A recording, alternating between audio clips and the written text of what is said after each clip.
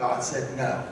You've killed too many people. I don't want my house to be a place of war. I want my house to be a place of peace. He said, your son Solomon will build my house. It happened. It was completed in 968 BC. It was called Israel's first temple. And that temple stood for the next 400 years from 968 BC until 586 BC.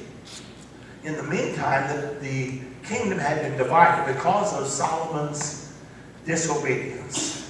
Solomon married 700 wives, 300 concubines. No wonder he got himself in trouble. I mean, one is really a challenge, but anyway. So because they convinced him to build high places to other gods, after all God had done in Solomon's life, God couldn't believe it.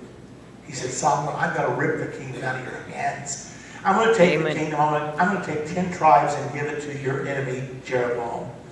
But I've got to leave 2 tribes with you because your father David was such a great man of God that I promised him he would have a kingdom forever. Therefore, I'm going to leave 2 tribes with you. So from then on, the nation of Israel, from that point on, once it split after Solomon's death, the northern kingdom was called Israel, the southern kingdom was called Judah. Samaria was the capital of the northern kingdom, and Jerusalem was the capital of the southern kingdom. Well, the northern kingdom just got worse and worse. About around 721 BC, God said, I can't take it anymore. And so he brought down the Assyrians, and they carried away Israel. They defeated Israel, carried them away, and scattered them. Today they're referred to as the 10 lost tribes. But Judah remained.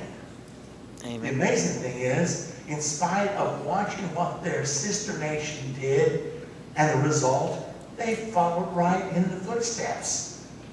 Judah continued to go after idolatry. They became entangled in the world. But God wanted to hold on to them, so he sent them a special prophet. The special prophet he sent was a man by the name of Jeremiah. Amen. Jeremiah preached to the people, I'm going to take you into captivity for 70 years. You are so encrusted with stuff, and you're so messed up with the influence of the world about you.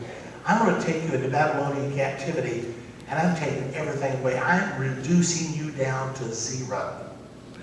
You know, if God's going to reduce me to 0 to make me what he wants me to be, I'd rather do that than leave me. Amen. Yes. Preach it. I mean, if I had to lose everything, Amen. I still want to be saved, no matter what. So anyway, Jeremiah preached and told the people of Israel, if you will cooperate with your captivity, when Nebuchadnezzar with the Babylonians come, you are to go with them peacefully. You're not to resist. So Daniel, the 3 Hebrew children, Esther, Mordecai, and many others, they went with Nebuchadnezzar willingly. He said, if you do that, I'll bless you in your captivity. But if you resist, you'll be destroyed. Well, Nebuchadnezzar appointed a king over Israel to reign over Israel in the stead and to enforce, collect the taxes and send them back to Babylon, and to obey the edicts of the Babylonian Empire. That king's name was Zedekiah. Yes. Well, Zedekiah collected the taxes a few years, but Nebuchadnezzar was way over there, 1,000 miles away in Babylon. He thinks, man, we're sending that guy a lot of money. He's not doing a thing to deserve it, and I don't think he'll bother with me. I'm a small fry. And so Zedekiah decided to rebel and not send the tribute. Well, in 587 BC, Nebuchadnezzar comes back, besieges the city of Jerusalem, and in 586 BC, he destroyed the temple and he carried the rest of Israel away into Babylonian captivity. So Judah was taken into captivity, and the first wave of exile was around 606 BC, and they were to be there 70 years until 536 BC. What happened then was the kingdom of Babylon was overthrown by the Medes and the Persians. You all know the story of Belshazzar and the endless feast he had. And that night the handwriting came on the wall, mene, mene, tekel, upharsin, you are weighed in the balance, you're found wanting. This night your kingdom will be divided to the Medes and the Persians.